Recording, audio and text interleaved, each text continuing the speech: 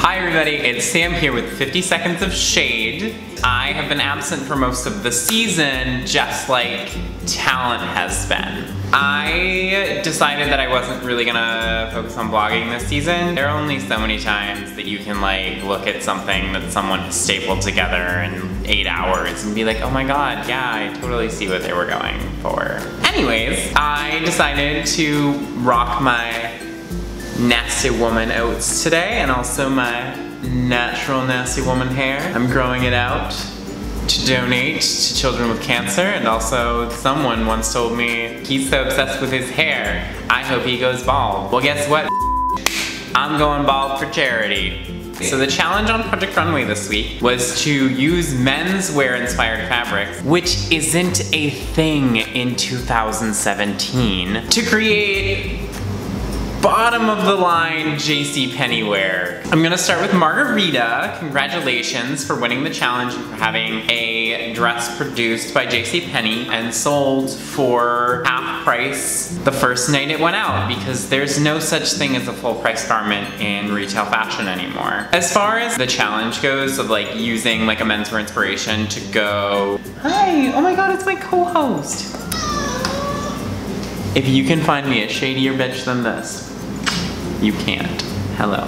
With everything that was on the runway, I definitely would have agreed that Margarita took the challenge. I thought it was a clever play on a shirt dress. It's very modern looking, very stylish, and something that could have been reproduced for JCPenney. Her partner, Batani, are you going somewhere? Yes. Anyways, Batani decided to go for like a blazer dress, which I don't think is like an awful idea. I just think it looks a little like something that you would find at like kind of a cool thrift store. And it kind of actually looks a little bit like something Taylor Swift would wear. So maybe if Taylor Swift were wearing it, I would like it better. Who knows? For the other tops, there was Brandon and Kentaro, and they made athleisure because that's all Brandon makes. And hello, athleisure wasn't apparently cool when I was doing it on All Stars, but it's cool now, but whatever. I really can't distinguish either of them from each other. Yeah, I think the one with the long coat is definitely more successful, and that one's Brandon's. Kentaro's look, I don't think Kentaro's look is as successful. I think the proportion is too choppy. I just think it's a little sort of boxy and unflattering looking. Hi. You're so beautiful. No one's gonna pay attention to anything I'm saying because you're just so adorable.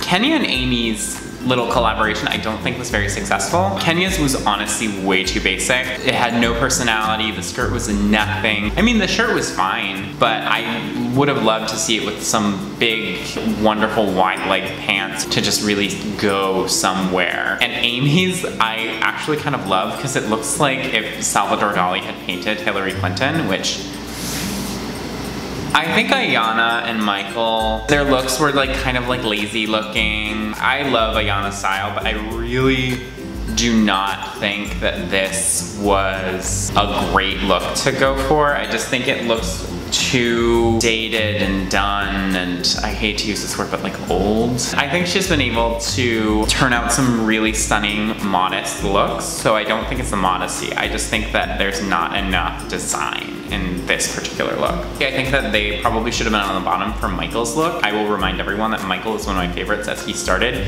but everything that I've seen from him sort of since has just been kind of lazy and sloppy, and I haven't really been feeling it. I do like the jacket, but I do think that it's way too down market, and I think the dress is basically nothing. It's been really inspiring and struggly this season, watching different designers work with sort of larger sized models. Some of them have really risen to the challenge, but for the most part, they just like drape a bunch of fabric around them and that's it. I think it's really disappointing given what opportunities these designers were given to really express what they could do for women of all sizes. Lastly, we have the twins, who they've been doing this like all season, this sort of like crappy bargain basement sportswear, and like they're just now getting called on it because they were paired together, and oh my god, the producers will love this. It's very disappointing because I think that there was so much that could have been done with this season, and they've just focused on this silly twin bullshit the whole time, when really like there's such a conversation to be had about the necessity for designing for larger sizes and whether like using a very small size model is realistic in the world that we live in today, or if it has ever been sort of realistic. But anyways, I'm dragging on. I am gonna cut us off now. Thank you for watching.